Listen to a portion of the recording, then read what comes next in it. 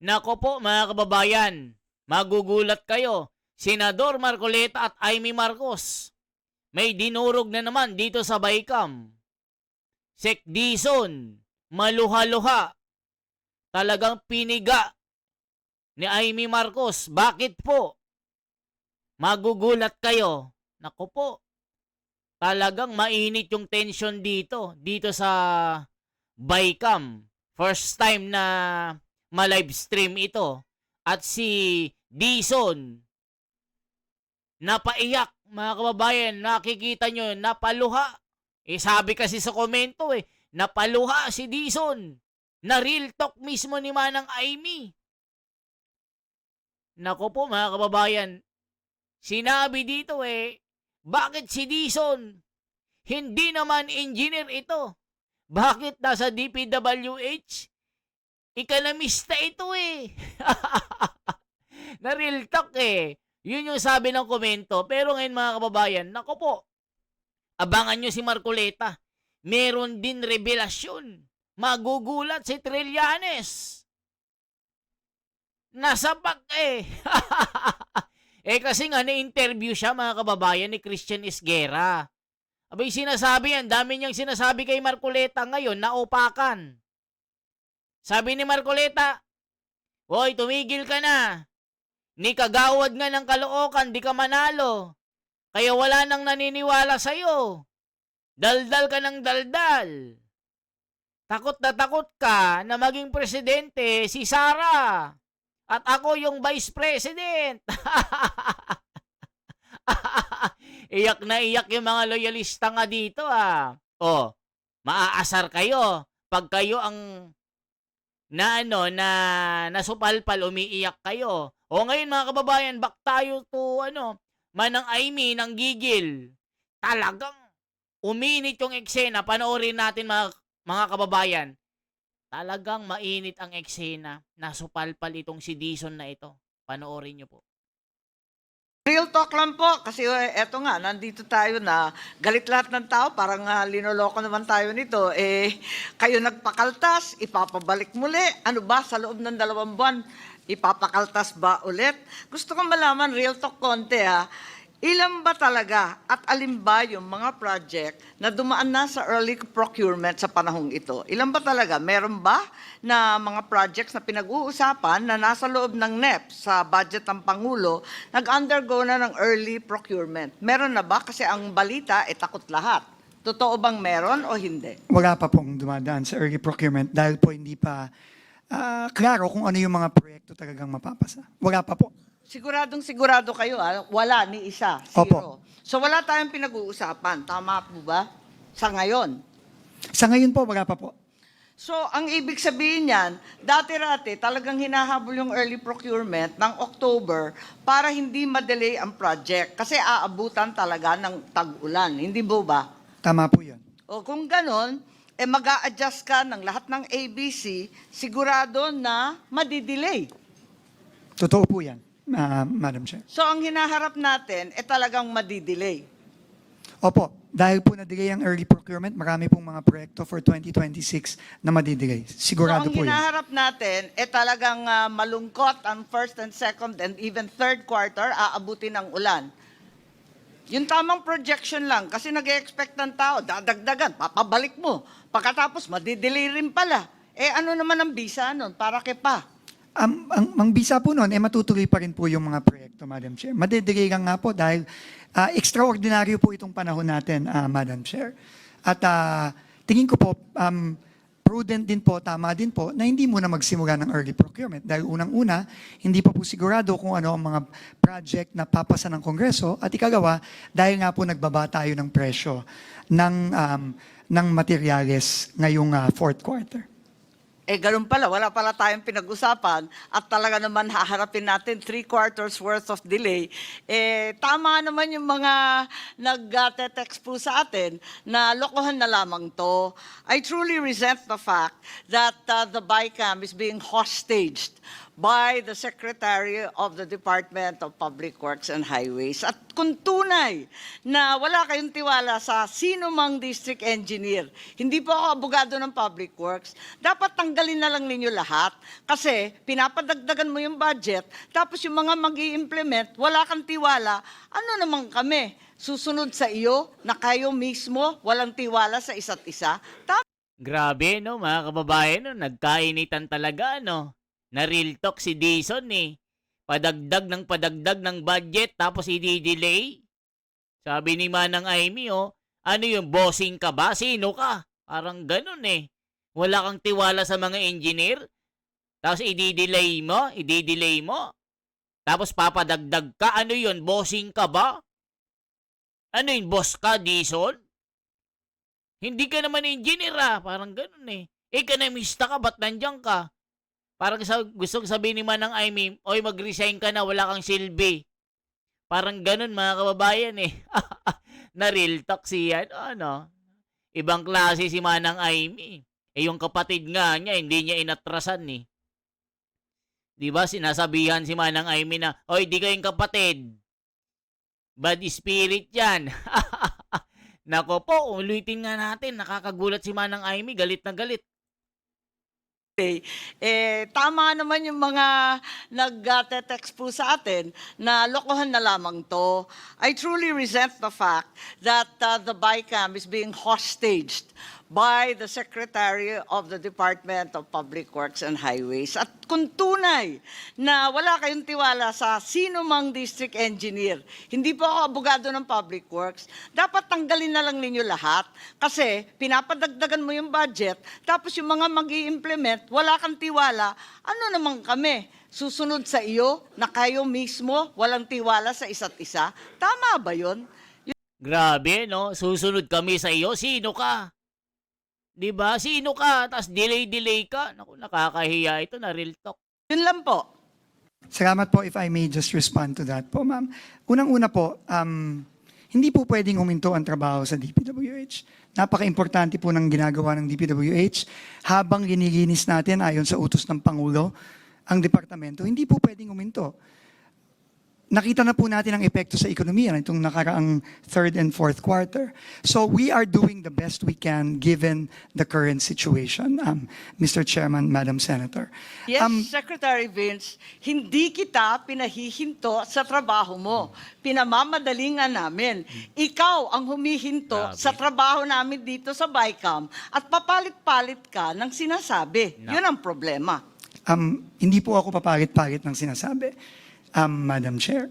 Ako po, iulitin ko, nagpunta lang po ako dito para ibahagi sa bicameral conference yung nakikita po naming epekto nung pagpasa ng third reading version ng Senado. Yun lang po. Ngayon, nasa Senado na po yan at nasa bicameral conference, nasa Kongreso, kung paano po magpo-proceed dito. At yun naman po, syempre, tatanggapin lang naman po ng ehekutibo kung ano man po yung decision na yan. Maraming salamat po. So yan, mga kababayan ko, nagkainitan talaga. Grabe naman kasi, no? Bakit kasi i-delay tapos magpapadagdag ng budget? Ano yun? Hino-hostage? Ano yun? Ititigil, walang project, i-ghost na naman? Naku naman. Sabi ni Manang Aimee, ano yung ghost project na naman? Kunwari ititigil? Kunwari gagawin? Nako, kaya pala sinisikreto nyo ang BICAM. Ganito palang ginagawa nyo? Diyos ko, Lord. Bistado, Vince Dizon. Na real talk ni Manang Aimee. Ano sinasabi ng komento? Nako po, galit na mga tao. Vince Dizon, mag-resign ka na. Nako po. Yan ang sabi, oh. Ang galing. Ang galing sumagot ni Vince Dizon, napahiya. Mga loyalista nga yung mga nagko-comment. Huwag ibalik yang nakaltas. Nako po. Bakit ganun ang daming matatalino sa Senado? Bakit? Di pwede magtanong, bakit di-delay? Igogos project ulit? Ano? Loyalista nga ulit? Pwede ba? Palayasin na yan sa Senado, nakakasuka ang pagmumuka. Aba, galit kay ano?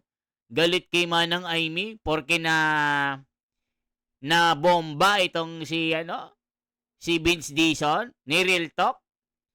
Oh, it seems Senado talaga ang utak ng Senado daw ang korupsyon. Ano kayon? Loyalista yarn? Oh, panay sabi na wala tayong pag-uusapan pero panay ngaw-ngaw. Hala ka. Tama lang si Manang Amy na nakawin lang yan pag binalik. O, tignan nyo, dagdag, wala namang project. Walang project, di-delay, tas dagdag, ano yun, nakaulit yan? Sa iyo lang po galit ang taong bayan. Nako. You should have asked quotations from private providers to have the basis of project or pricing. Huwag ibalik ang nabawas na, bagkus bawasan pa. Alaka. Good job po, Senator Amy. Talagang nasuntok itong si Dizon. Kaloka, puro corruption, walang asenso ang Pilipinas. Grabe na. Nako, kailan mayroon ng matinong secretary? Nako po, matino ba yan? Sabi ni Manang Amy. Parang nangloloko ka lang. Nako po, mga kababayan ko, nagkainitan. Mga ghost employees sa DPWH now, paldo na naman kayo. Iko-corrupt na naman nyo. Nako po. Ginawa na lahat. Nako po, ginawa lahat ang pagnanakaw. Tama naman, si Manang Amy. Pigain mo yan. Kay na hinala. O tignan nyo yung mga loyalista. Sabi nila, last term senator. Anong last term senator? Baka manalo pa yan. Huwag kayong tatanga-tangang loyalista. O, binaba si Manang Amy. Manang Amy, ikaw manloloko. Ay, ano ito? Mga loyalista nga ito, mga ano. Hays, ang galing naman ni Manang. Pero nung panahon ni Digong, tahimik kayo. Wala namang kurap nun eh. Nung panahon ni Digong eh. Ayan po, nagkapigaan talaga. Very serious at akala mo walang bahid, politika, walang kalokohan. Porke naka-live. Nako po, sana ganyan lahat pag walang camera. Pag may camera, wala yan. Bulsahan yan. Bycam hinostage. Sec Dizon ginisa ng Senate. Nako po, ginisa talaga ito. I-check nga natin ito. Ha? Ginisa eh. I-check nga natin. Ito po mga kababayan ko. Need you here to explain. Now, tell us. Convince us. Convince the public watching right now na itong hinihingi nyo na ibabalik na 45 billion, na ito po ay hindi insertion, na ito po ay hindi pork barrel. How will you convince us, the bicameral committee, and the people watching us right now live? Kasi kanina pa po, inoobserbahan ko, kanina pa po siguro 1 hour na, puro negative po yung tao, ayaw. Ibubulsa lang yan, balik na naman sa dati, nanakawin lang yan. Puro ganun. Walang nagsabi na good job, maganda yung patutunguhan. Wala po eh. Wala man lang nagsabi na magdudulot yan ng magandang trabaho. Puro nanakawin, pinagluloko lang tayo. Mayroon pa nagsabi ito, pinagluloko lang tayo ng bicameral na yan. So, explain it to us. Tell the public, convince everybody na ito po ay hindi pork barrel, na ito po ay hindi insertion tulad ng dati, na ito po ay mapupunta sa tama, na ito po ay hindi masasayang. Kasi hindi pa tayo tapos sa flood control anomaly, ito na naman tayo. So hindi mo rin kami masisi na ikaw ay ginigisa ngayon dito ng Senate panel dahil nga po sa tingin ng mga tao ay kalukuhan po ito at tayo ay nagdadrama dito. Kaya convince us, convince this panel or this committee, convince the public na ito po ay hindi pork barrel, na ito po ay hindi insertion ng mga politiko. Thank you, Mr. Chair. Thank you very much, Mr. Chairman, Senator Tulfo. Unang-una po, no, ang pinapabalik lang naman po ay yung nakaltas sa mga proyektong nandyan na rin po sa Senate version. So hindi po ito bagong proyekto. So therefore, hindi po ito insertion. No, kasi kung ano lang po yung mga proyektong nandyan na nabawasan, ibabalik lang po yung kinaltas. Unang-una po yan. Pero tingin ko po, unang-una, no? naintindihan ko po yung mga komento ng mga kababayan natin, no? At hindi ko sila nasisisi. Pero, ang gusto lang po naming sabihin is, binaba na po, base sa utos at direktiba ng Pangulo, ang presyo ng mga materyales. Ito po ay i-implement ng DPWH kung mamarapatin nyo po, kung bibigyan po ng Senado at Kongreso na pagkakataon ng DPWH na i-implement ito. I-implement po natin ito bago pa ipabid ang mga proyektong to. And if I may just read, Mr. Chairman, Section 6 of the department order that we issued, which reads as mandatory compliance prior to procurement. Sinasabi po dito, the bids and awards committees must, letter A, require certification from the concerned head of office attesting to the application of the updated construction materials price data. Ensure that no procurement shall commence without the certification from the head of office, and reject or return any project that is not duly certified. No procurement activity may proceed without meeting this requirement. Ibig sabihin po, i-approve po muna natin bago ituloy ang bidding para masigurado na totoo ngang ibinaba ang mga presyo ng mga proyekto bago pa ito ipabid. So ito po talaga tingin ko ang magiging safeguard natin. Pero syempre po kami po ay open sa kahit ano pa pong dagdag na safeguard. Kasi iisa lang naman po ang ating layunin lahat.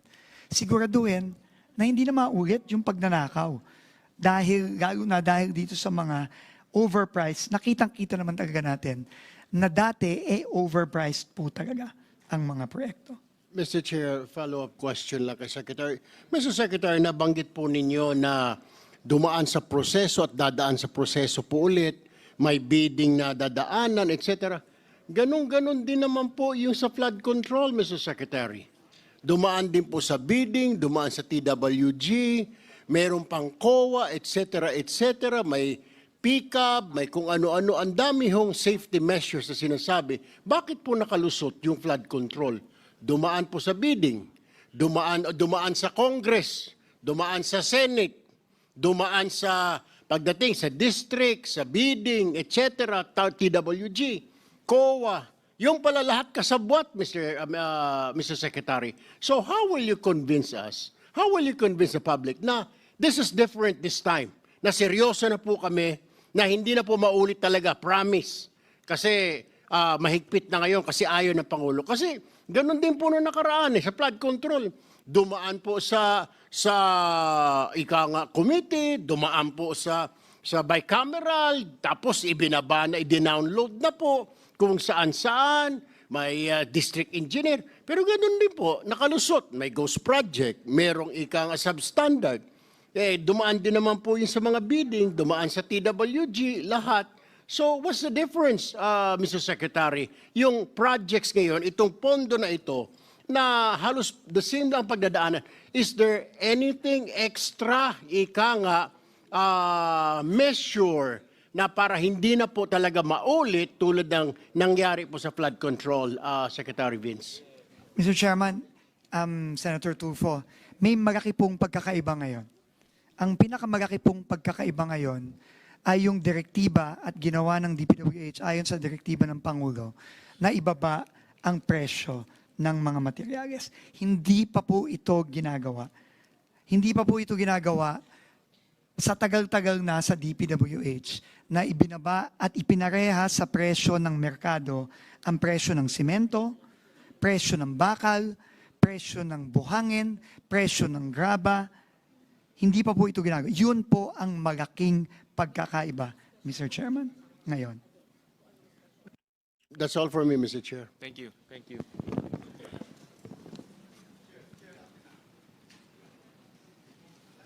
None from our side, Sen. As of Senator now. Amy?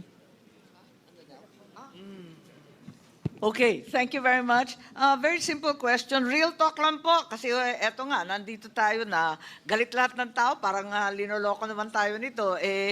Kayo nagpakaltas, ipapabalik muli. Ano ba, sa loob ng 2 buwan, ipapakaltas ba ulit? Gusto kong malaman, real talk konti ilan ba talaga at alin ba yung mga project na dumaan na sa early procurement sa panahong ito? Ilan ba talaga? Meron ba na mga projects na pinag-uusapan na nasa loob ng NEP sa budget ng Pangulo, nag-undergo na ng early procurement? Meron na ba? Kasi ang balita, takot lahat. Totoo bang meron o hindi? Wala pa pong dumadaan sa early procurement dahil po hindi pa klaro kung ano yung mga proyekto talagang mapapasa. Wala pa po. Sigurado kayo, wala ni isa, zero. Opo. So wala tayong pinag-uusapan, tama po ba? Sa ngayon. Sa ngayon po, wala pa po. So ang ibig sabihin niyan, dati-rati talagang hinahabol yung early procurement ng October para hindi ma-delay ang project kasi aabutan talaga ng tag-ulan, hindi po ba? Tama po yun. O kung ganon, mag-a-adjust ka ng lahat ng ABC, sigurado na madidelay. Totoo po yan, Madam Chair. So ang hinaharap natin, talagang madidelay. Opo, dahil po na-delay ang early procurement, marami pong mga proyekto for 2026 na madidelay. Sigurado so, ang po yan. hinaharap natin, talagang malungkot ang first and second and even third quarter, aabutin ng ulan.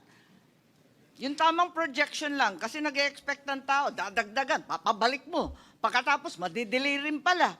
Ano naman ang bisa nun? Para kay pa? Ang bisa po noon, matutuloy pa rin po yung mga proyekto, Madam Chair. Madidelay lang nga po dahil extraordinaryo po itong panahon natin, Madam Chair. At tingin ko po, prudent din po, tama din po, na hindi muna magsimula ng early procurement. Dahil unang-una, hindi pa po sigurado kung ano ang mga project na papasa ng Kongreso. At ikagawa, dahil nga po nagbaba tayo ng presyo ng materyales ngayong fourth quarter. Ganun pala, wala pala tayong pinag-usapan at talaga naman haharapin natin 3 quarters worth of delay.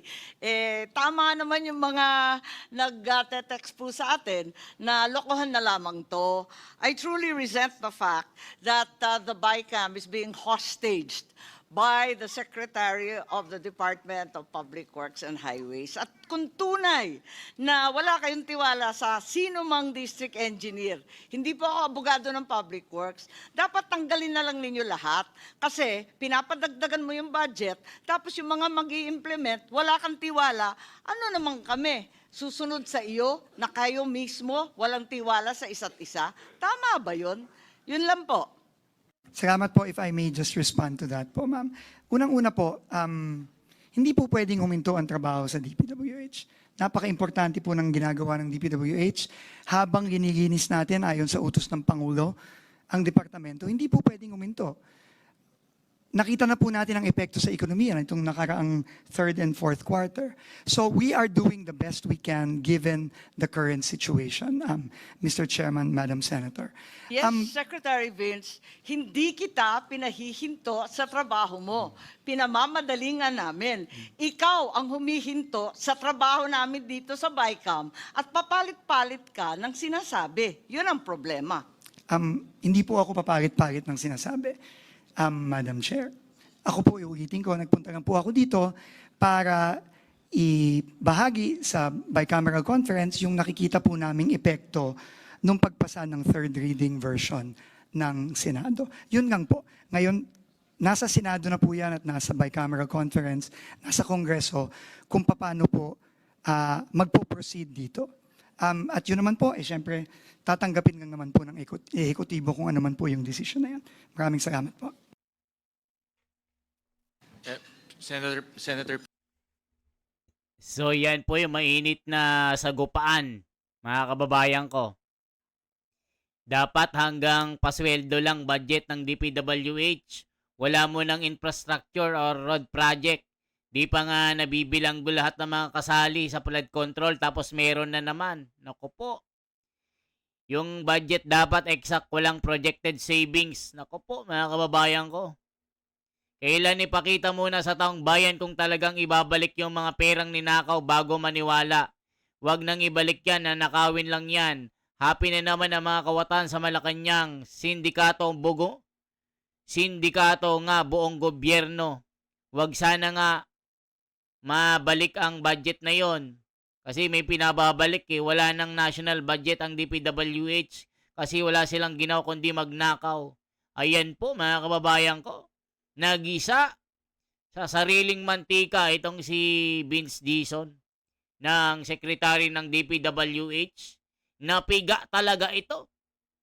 Na real talk ni Manang Aimee. Yan po ang ating bahagi mga kababayan. Naninilikado ang budget. Mukhang ibubulsa na naman. Wala pang nakukulong. Pinaghati-hatian na nila. Yan yung mga komento. Talagang grabing corruption ngayon. Nagbabay kami. Wala pang nakukulong. Okay po mga kababayan ko. Isang like, isang share po at isang subscribe. Salamat po mga kababayan. Ako si The Wonders Philippines. For transparency, for a better democracy. Mabuhay po. At comment nyo kung saang lugar po kayo nanonood ha. Kung hanggang saan po inaabot ng video natin. Salamat po. Suportahan po natin si Senator Marcoleta. Ang katwiran at batas ang mananaig. Okay po? Salamat.